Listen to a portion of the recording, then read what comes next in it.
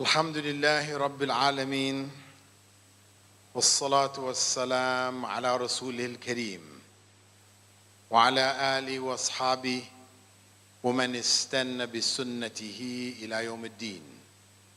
All praise is due to Allah, and may Allah's peace and blessings be on the last Prophet Muhammad sallallahu alaihi wasallam, and on all those who follow the path of righteousness until the last day. The topic, Who is Your Lord, addresses the issue as to whether belief is really enough. Is it enough just to say, we believe our Lord is Allah? Or do we have to have a sufficient level of knowledge to justify that claim?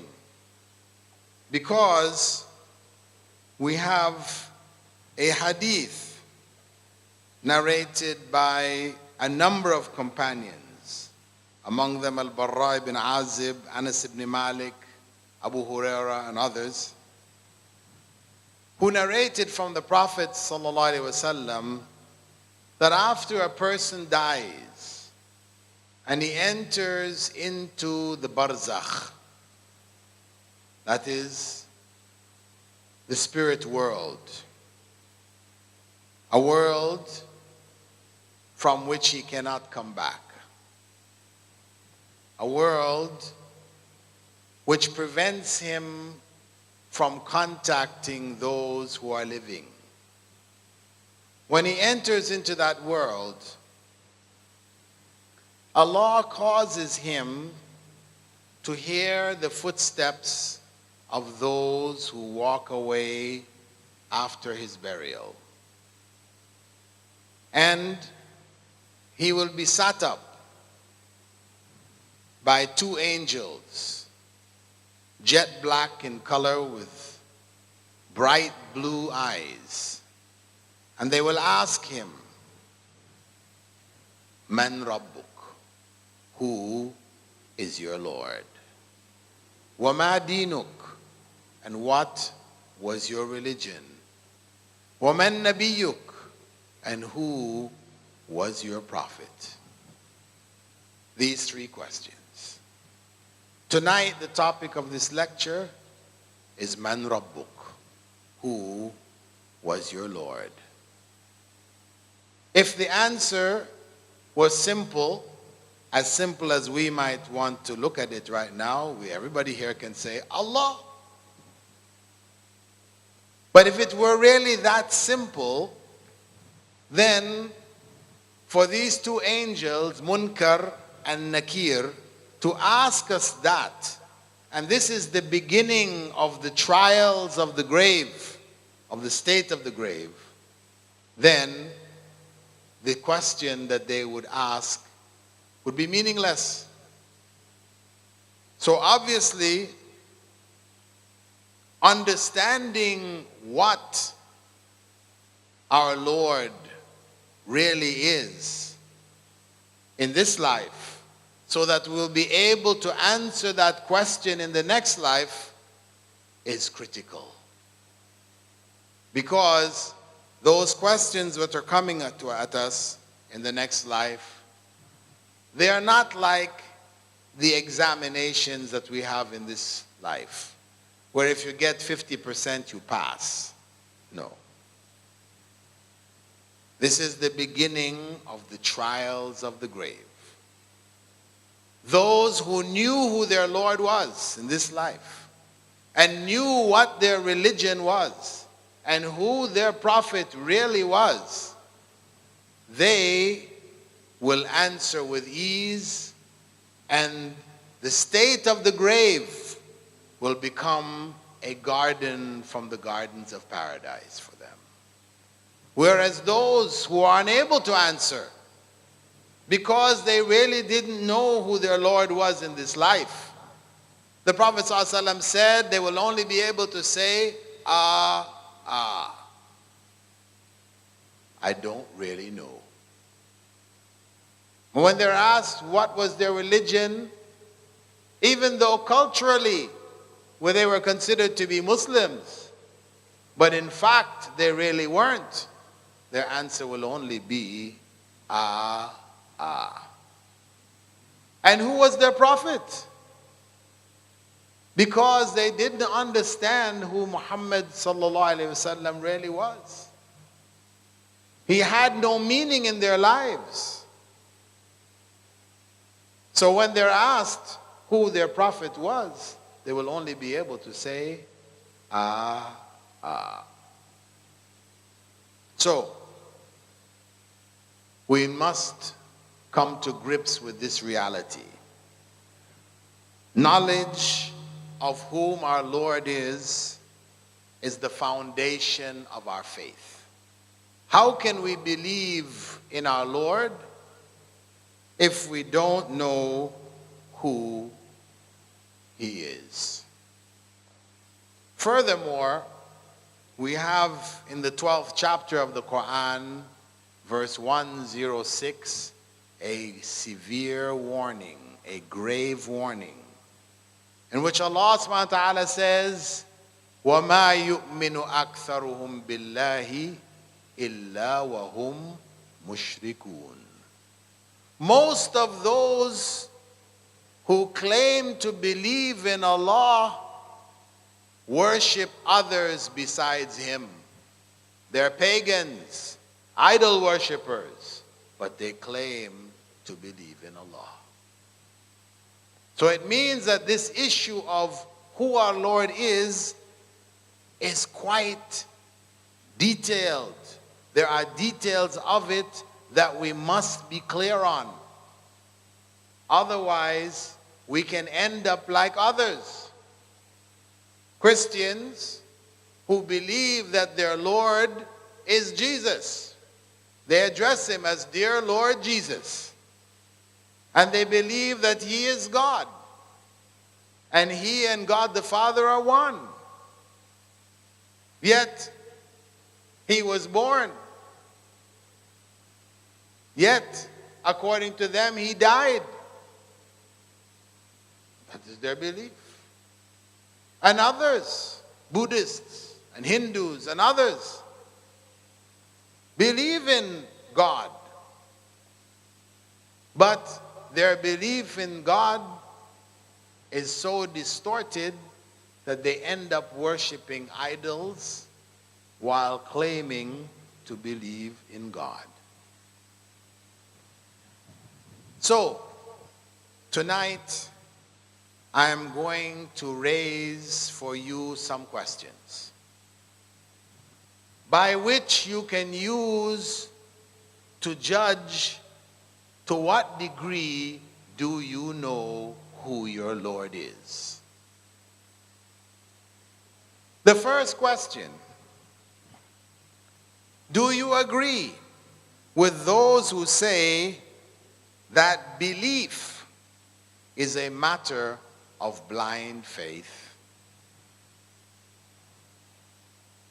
Do you agree with those who say that belief in God, is a matter of blind faith? You can't prove it. It's just either you believe or you don't believe. If you agree, then you don't know who your Lord is. If you are asked the question, if everything has a creator, then who created God? And you scratch your head. I really don't know. Then you don't know who your Lord is.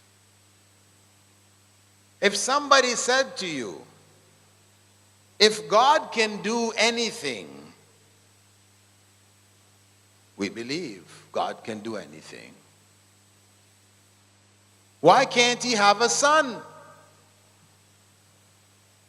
And if we scratch our heads again and say, I think he could have a son, but he decided not to, then we don't know who our Lord is. And if somebody puts the idea to us that if God is all powerful, can he create a stone which is too heavy for him to lift? And our head spins and we don't know what to say. If we said he can, then there's something greater than him. If we say that he can't, then it means he can't do everything. What's the answer? If we are there, we don't know who our Lord is. And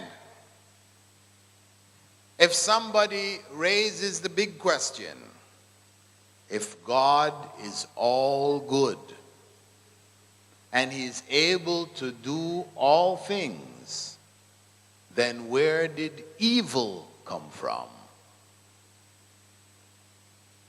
If our answer is human beings, they're the ones that made the evil, and Satan, he made the evil, then we don't know who our Lord is.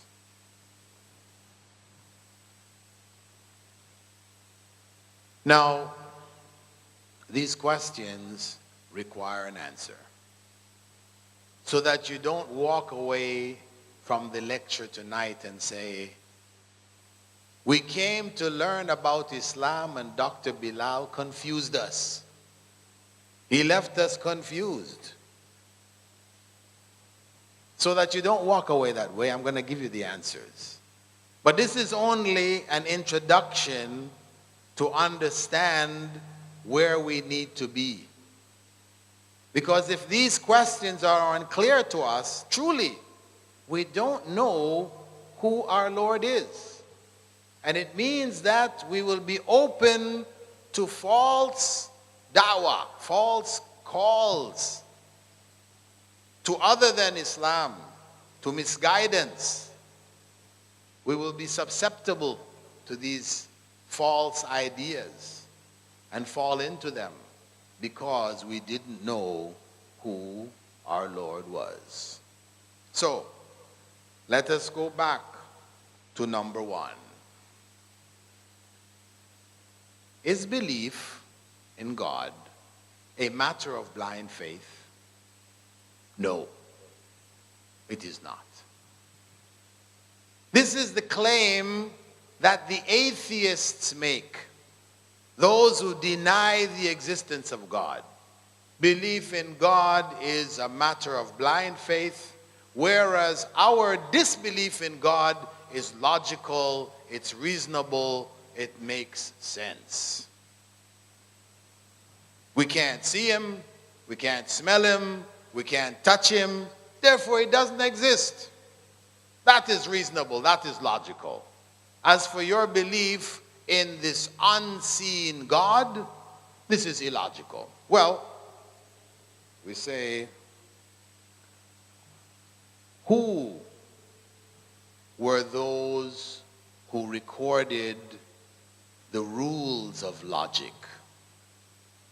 Who were the first people in history that we know about who wrote down the rules of logic?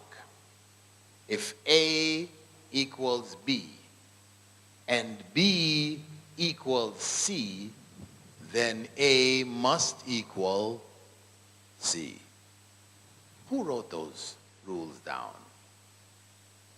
The Greeks. And the most famous philosophers amongst the Greeks, Plato and Aristotle, they both believed in God. Both Plato and Aristotle argued logically for the existence of God. So we say, belief in God is in fact logical and reasonable, and it is the disbelief in God which is illogical and unreasonable. It's the other way around. It's the disbelievers in God whose disbelief is based on blind faith. Belief in God is logical, reasonable, natural. Disbelief in God is unnatural. That is why the vast majority of human beings in the world throughout history have believed in God. Those who denied God's existence are a minute number.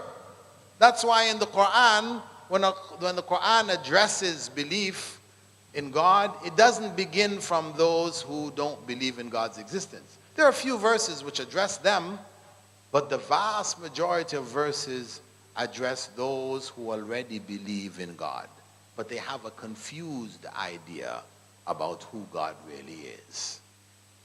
So, if we look at the argument of those philosophers, the Greek philosophers, first among them Plato.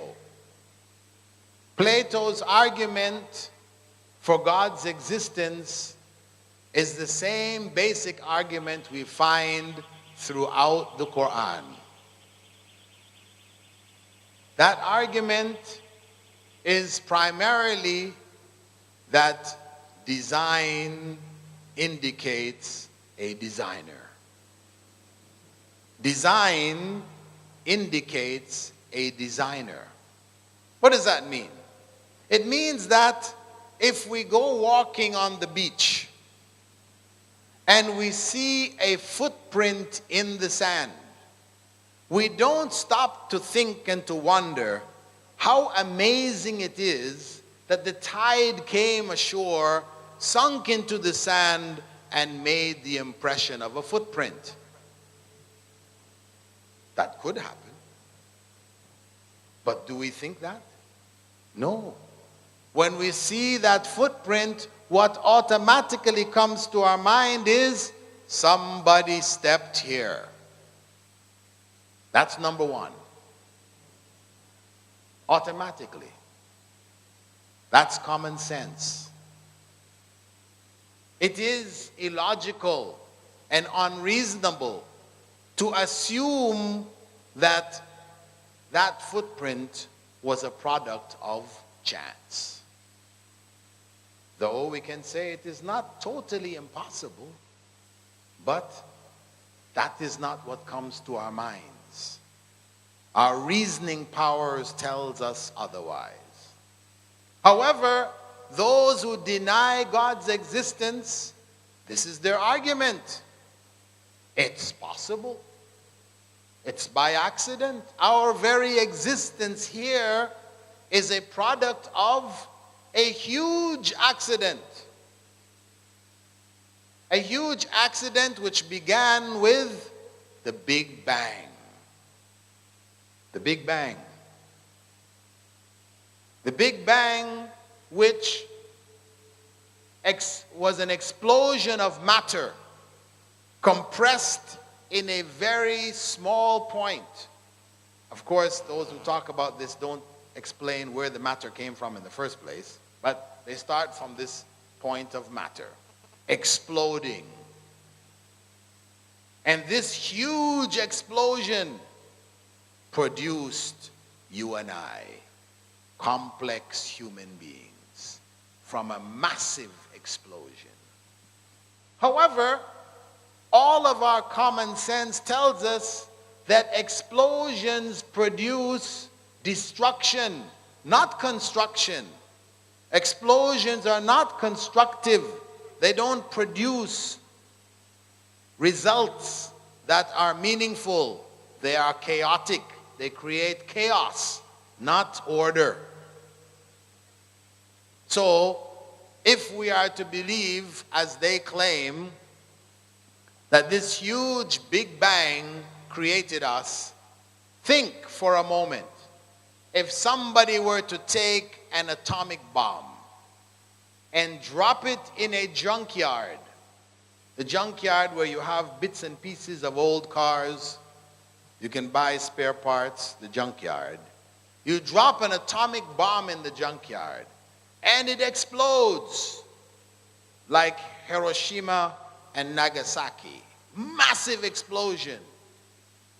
And when the cloud settles, we see in front of us a Rolls Royce.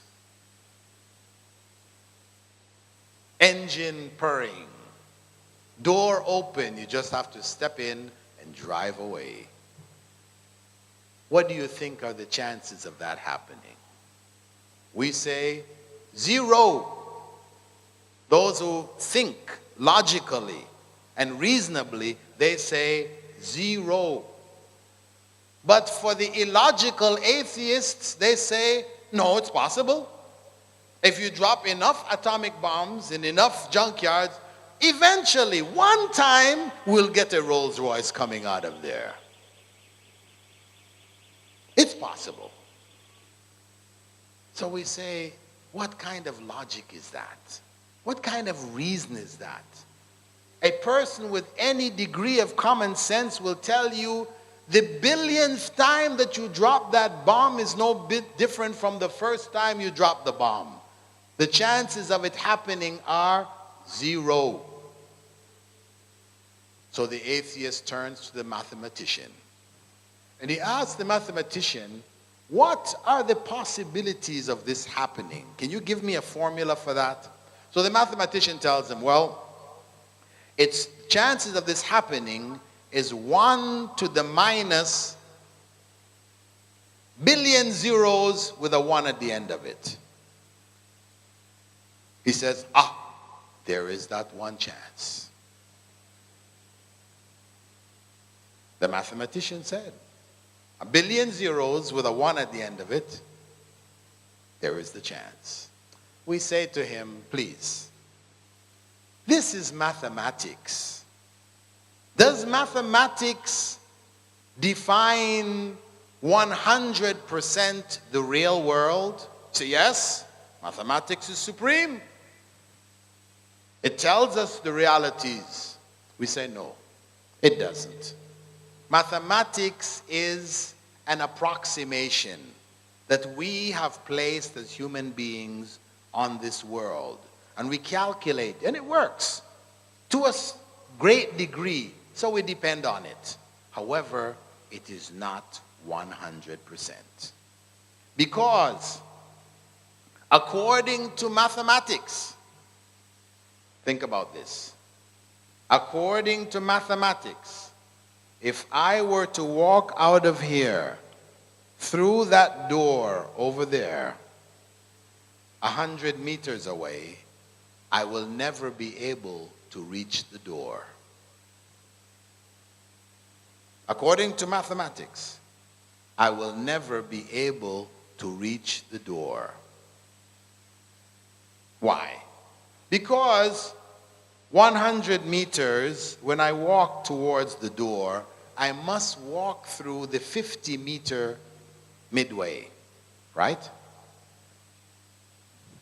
After I walk through the 50-meter midway, then I must walk through the 25-meter midway between the door and the 50 meters, right? And after I go through the 25-meter midway, I must go through the 12.5-meter midway. And after the 12.5-meter midway, I must go through the 6-point, and then the 3-point, and then, and you can keep dividing on your computer and never reach 0. 0 is the door.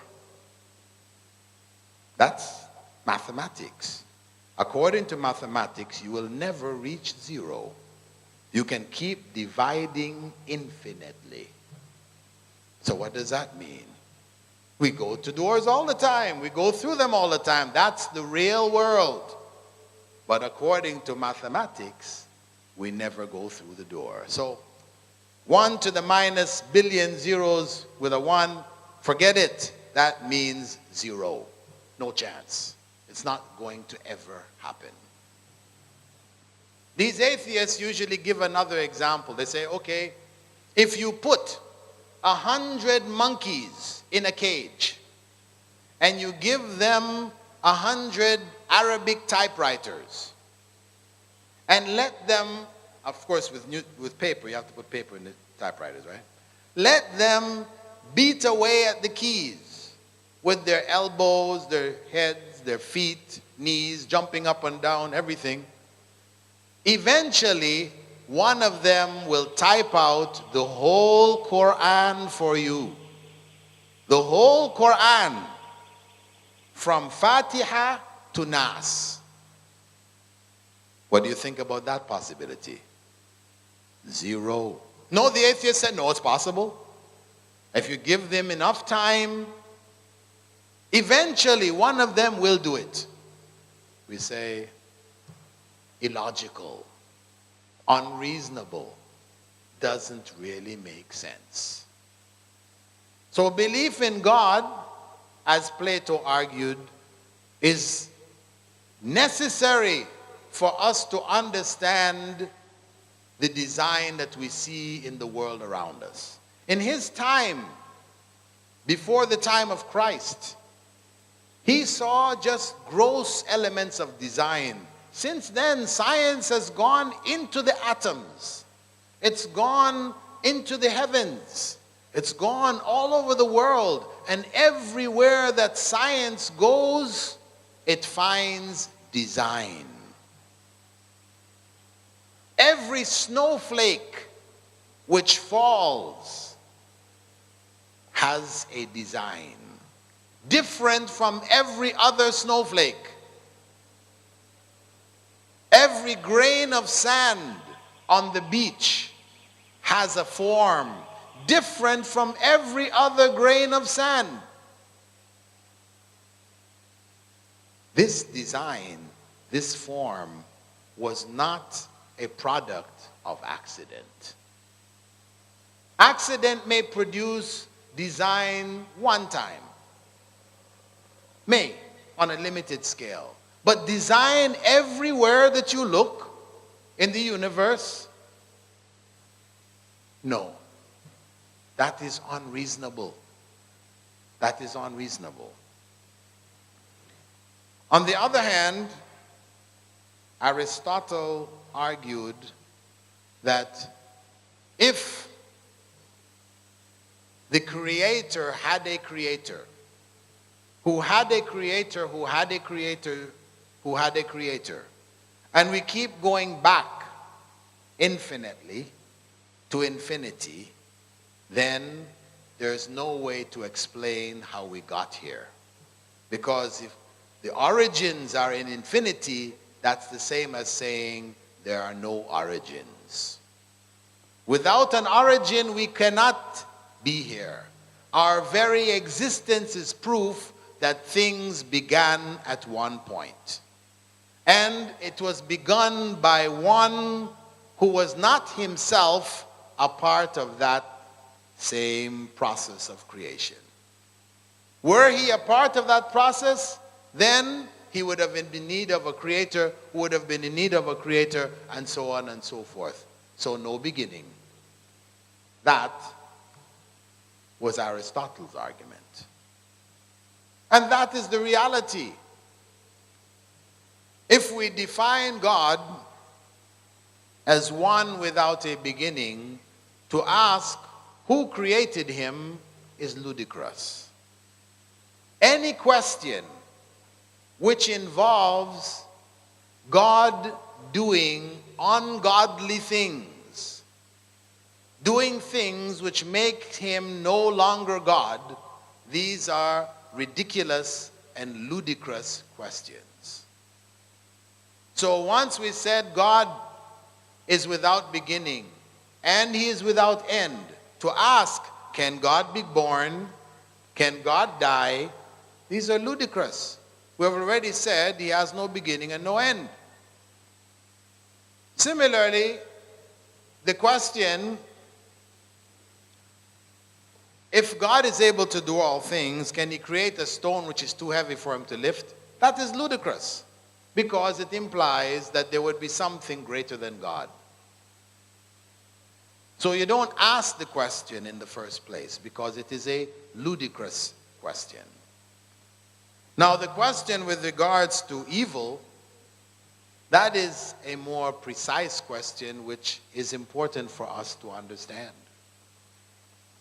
If we said that evil was created by human beings and Satan, then we fall in the realm of those who believe in more than one God, more than one creator. Like the Zoroastrians of Iran, of Persia, the Parsis, who believe in a God of good, Ahura Mazda, and a God of evil, Angra Mainyu. Allah tells us very clearly in the Quran, وَهُوَ خَالِقُ كُلِّ شَيْءٍ. He is the creator of everything. Nothing takes place in His creation except by His permission. So, who created evil? Where did evil come from? It came by the permission of God. It came from God. God permitted it to take place. So, what does that mean? Do we have an evil God here? No. God is good. And every evil incident which takes place has behind it an element of good for which God permitted that evil to take place. As they say, every cloud has a silver lining. The silver lining, this is the good that is behind the cloud. This is what is illustrated in the story of Moses and Khidr. Surah Al-Kahf, which we are supposed to read and reflect on every Friday. In it, Al-Khidr seeks to learn from, or seeks to teach Prophet Moses some of the knowledge which Allah had revealed to him. And Moses promised to be patient with Khidr so that he could learn properly from him. He and Moses crossed a river in a boat. The boatsman kindly took them across. When they reached the other side and the boatsman walked away, Al-Khidr took an axe and broke a hole in the boat. Prophet Moses was aghast. He said, "Why did you do this? This is not a good thing." Al-Khidr told him, "Didn't I tell you you weren't going to be able to be patient in order to learn from me, really?"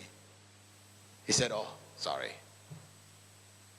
Then he later explained to him that after they left, there was a tyrant coming down the river. A ruler who was a tyrant, who was snatching the boats of everyone. All of the boats that were moored at the shores of the river, he was capturing them all. And of course, when he came to that broken boat, he said, "Oh, don't need that one. It's got a hole in it." And he went on and took the others. And the owner of the boat, of course, when he came back to his boat and he saw the hole in it first, he would have said, "Ah, what a horrible thing. Hey, somebody made a hole in my boat. Who would have done such an evil thing?" But then, when the tyrant came and left his boat, what did he say then? "Alhamdulillah, there was a hole in my boat." Turned around. What he thought was evil turned out to be a good thing. And how many times in our lives have we not experienced things similar?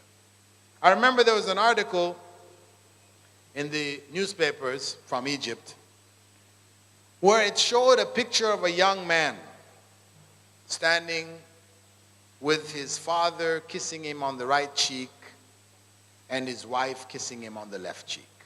And he had both thumbs up and he had this huge smile on his face. I read the article. The article said that this young man was about to board a plane in Egypt. The last flight going to Bahrain. He was a teacher in Bahrain.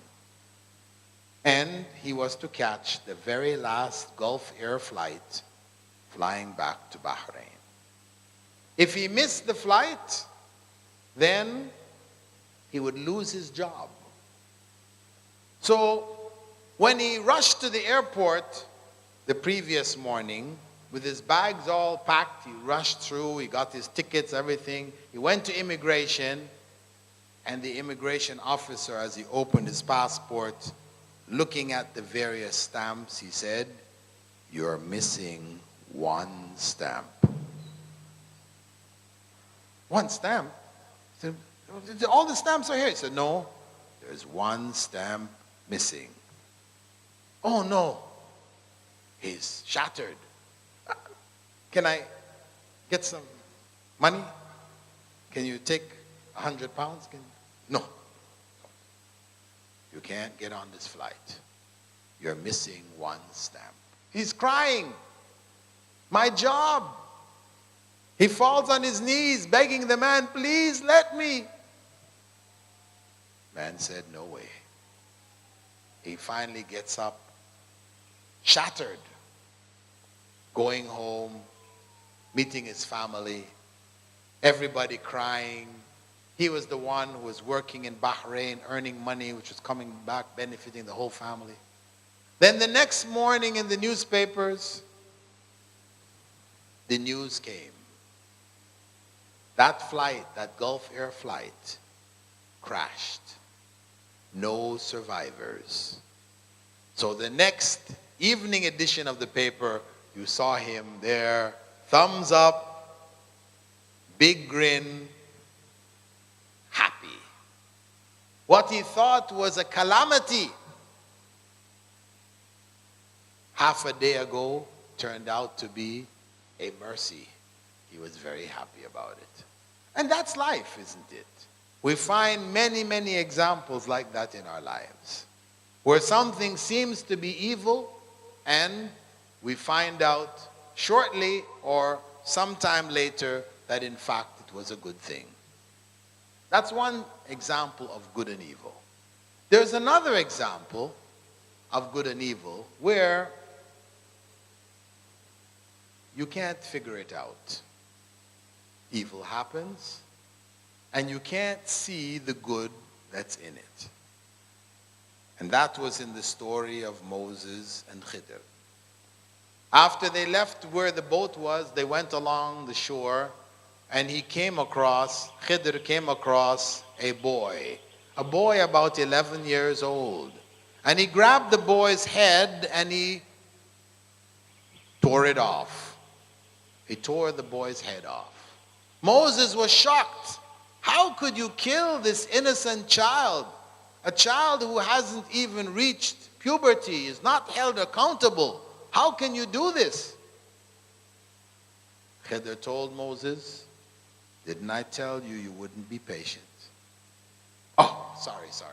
Anyway, he went on to explain to him that the parents of this boy were two righteous people who this boy would grow up to create such a trial for that it would drive them to the verge of disbelief. He would make their life a living hell. So Allah instructed Khidr to take the boy's life. Of course, in the case of the parents, when they saw their son decapitated, dead, they would have been shocked. They would have been hurt. Allah gave them another child, a girl, who loved them, stayed close to them, etc. And they appreciated that. But there would always remain that hole in their heart for their son who was murdered. And it would not be until the day of judgment, when they stood before God and the truth about everything was revealed to them, they would realize then it was a good thing. Some things are like that. And we can see an example of this with our own children, where the first time you take your child to the dentist, before you take the child, you build him up. You tell him how nice the dentist is. He's a good man. He likes you. He's going to give you a lollipop, whatever. So the kid is happy to go see the dentist. Then when he gets in the chair, and the dentist takes out that big needle, kid is looking at this needle, and he takes it and he sticks it in his mouth, and the kid screams. Then he pulls out this drill, bzzz, and he starts digging it into his teeth. Bzzz. The kid is bawling, tears are running down his face. And when he leaves with his father at the end of all that, he says, "Dad, you said he was a good man. He's a bad man. He's not a good man. He's a bad man." And of course, the next time you have to take him to the dentist, he's going to be fighting you tooth and nail. He won't allow you to take him. He'll be kicking, fighting, screaming.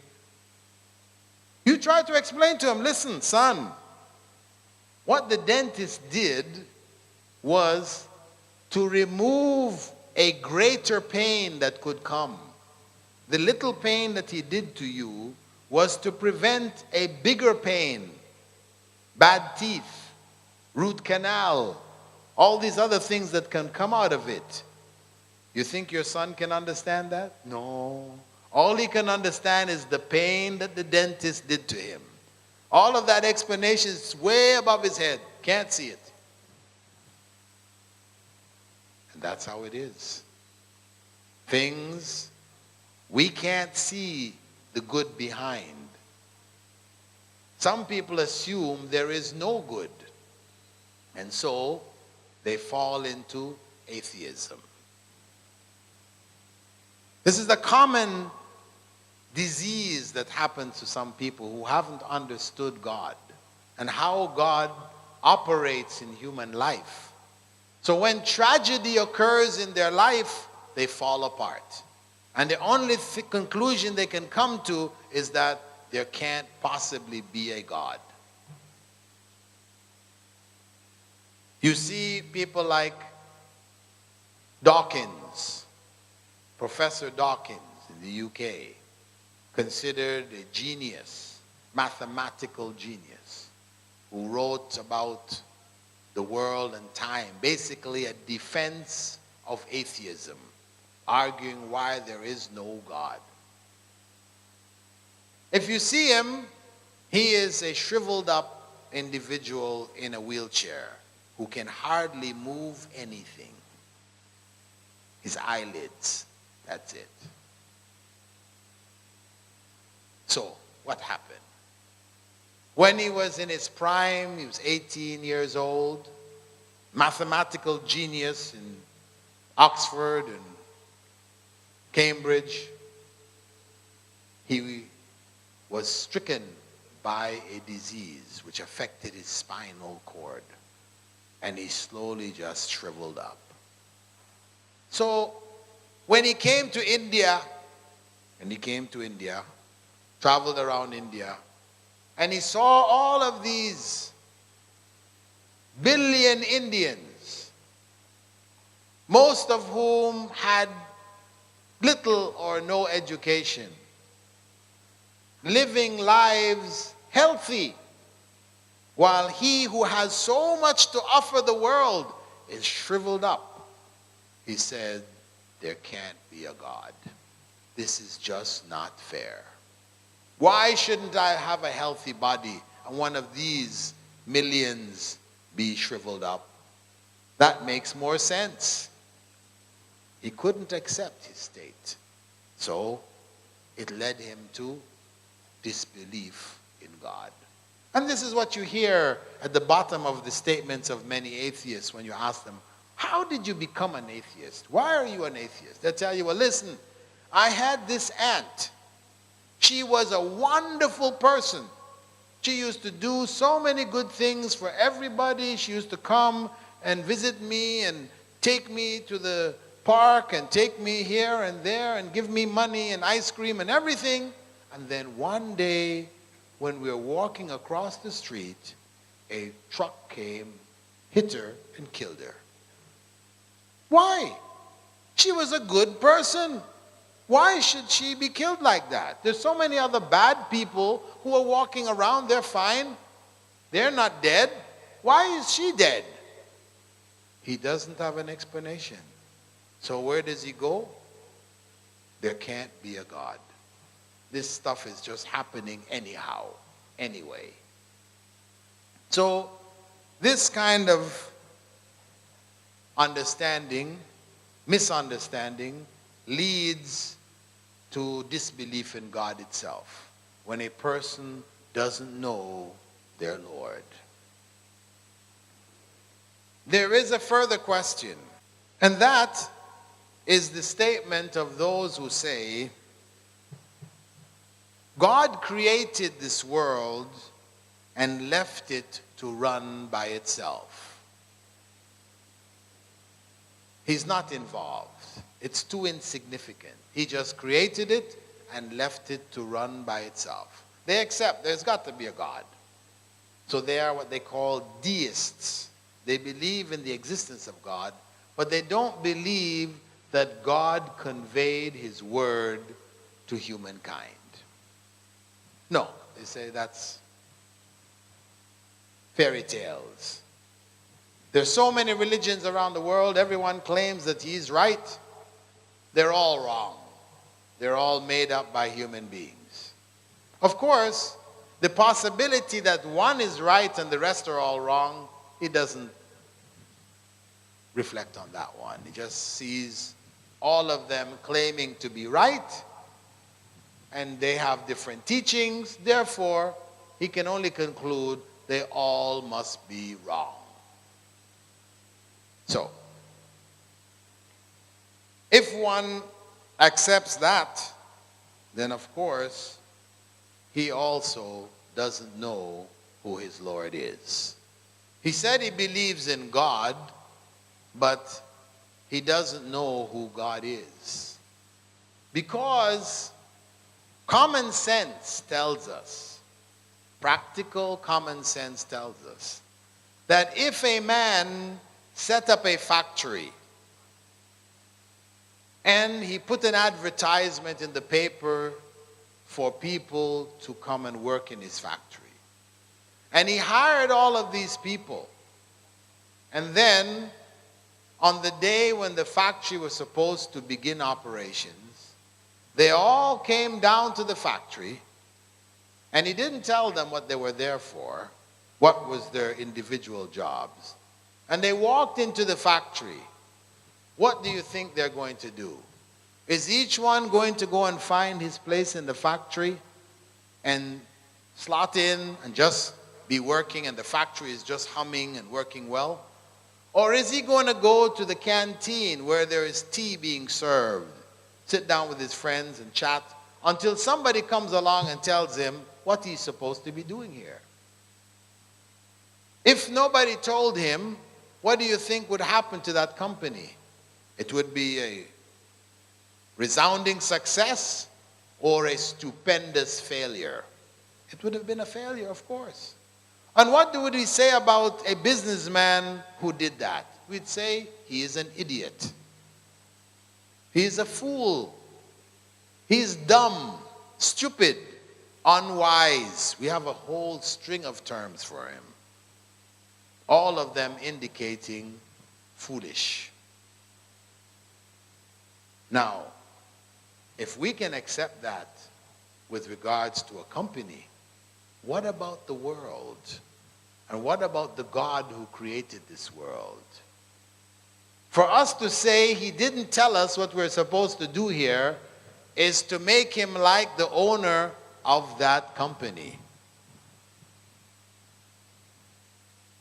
He is the most wise, as Allah describes him in the Quran. وَهُوَ أَحْسَنُ الْحَاكِمِينَ أَحْكَمُ الْحَاكِمِينَ. the most wise of the wise. One of his names is Al-Hakim,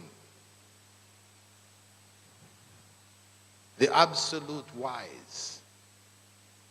So wisdom demands that he would inform human beings of their purpose on this earth. Beginning with the first human beings, they would be informed why they are here. That's what wisdom demands. We accept it in our own lives, for sure. On the scale of God, who is all wise, it is beyond him. It is beneath him to have created this world and not inform people what their purpose is. So true belief in God, where one knows who one's Lord is, requires the belief that God sent messengers carrying his message to humankind, informing them of their purpose here.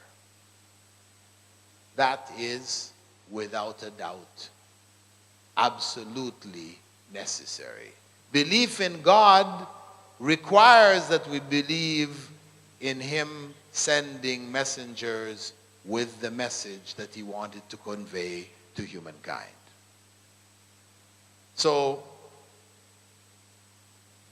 in the end, we know that God's message was sent to the first human beings, referred to as Adam and Eve. That message which was sent was in fact Islam. We can say that the religion of Adam and Eve was Islam, while a Christian cannot say it was Christianity, nor can a Jew say it was Judaism, nor can a Buddhist say it was Buddhism. But we can say it was Islam, because Islam means submission to the will of God, which encompasses all of the messages which were sent by the prophets of God to humankind. Submission to the will of God. There is only one God, and he created only one race of human beings. I know people say, no, there's different races. There's the Mongoloid race, there's the Negroid race, there's the Caucasian race, and so on. No, this is nonsense. There is only one race, the human race. One. The proof of that Allah left amongst us, where if a man from the quote-unquote Caucasian race, from the north, from Norway, whiter than white, blonde hair and blue eyes, he needs a transfusion, and his blood type is O negative. His family is O positive. Their blood can't save his life. But another man from South India, blacker than black, whose blood is O negative, can save him. So what is that saying? Who is closer to him? His own family who look like him, or that person from South India who seems to be the total opposite of him? These are the signs which Allah left amongst us to remind us that we are one human race. And as such, God revealed to that human race one religion. He did not reveal a bunch of different religions, thereby confusing human beings. No, he only revealed one religion. Human beings changed it. and he would send more prophets. And they would change it again, and he would send more prophets. But all the time, it was one message. As Allah said, وَلَقَدْ بَعَثْنَا فِي كُلِّ أُمَّةٍ رَسُولًا أَنْ يَعْبُدُوا اللَّهَ وَاجْتَنِبُوا الطَّاغُوتَ. I've sent to every nation, to every people, a messenger, calling them to worship Allah alone and to avoid the worship of false gods. One God, one human race, one religion, Islam. That is the message that I wanted to share with you tonight. Knowledge of who our Lord is takes us ultimately to knowledge of Islam. So as we need to go back and understand who our Lord is by reading the Quran, Ramadan is around the corner, and it's the month dedicated to the Quran. As Allah explained, it was the month in which the Quran was revealed. So we dedicate our time to reading the Quran, but we should read it with understanding. Read it and reflect on its meanings, not read it as a ritual, so that we fall into the category about which Allah said, أَفَلَا يَتَدَبَّرُونَ الْقُرْآنَ أَمْ عَلَى قُلُوبٍ أَقْفَالُهَا. Will they not reflect on the meanings of the Quran? Or are their hearts locked up, sealed? Let us not be among those with sealed hearts in this month of Ramadan before us. Let us open our hearts to the Quran and read it with understanding and come to know who our Lord is. Because at least a third of the Quran is dedicated to explaining who is our Lord. And that is why Surah Al-Ikhlas, Surah Al-Ikhlas, قُلْ هُوَ اللَّهُ أَحَدٌ اللَّهُ الصَّمَدُ لَمْ يَلِدْ وَلَمْ يُولَدْ وَلَمْ يَكُنْ لَهُ كُفُوًا أَحَدٌ. This surah, this chapter, as small as it is, the Prophet ﷺ said, one who reads it has read a third of the Quran. Because that surah is dedicated to explaining who our Lord is. قُلْ هُوَ اللَّهُ أَحَدٌ. Say, He is Allah, the uniquely one. Allahu Samad, the one who depends on nothing and all depends on Him. Lam yalid, He does not give birth. Walam yulad, nor was He born. Walam yakul lahu kufuwan ahad. And there is nothing similar to Him.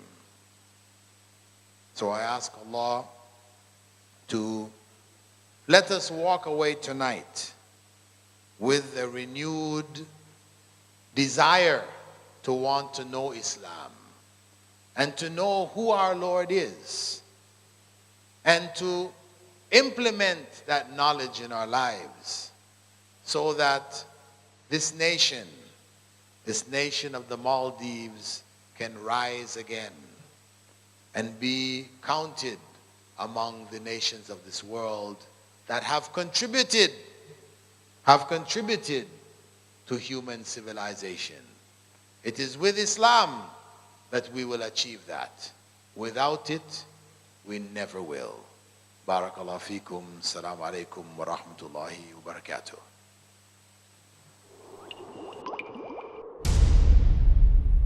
لبيك اللهم لبيك لبيك لا شريك لك لبيك لبيك اللهم لبيك لبيك لا شريك لك لبيك لبيك اللهم لبيك لبيك لا شريك لك لبيك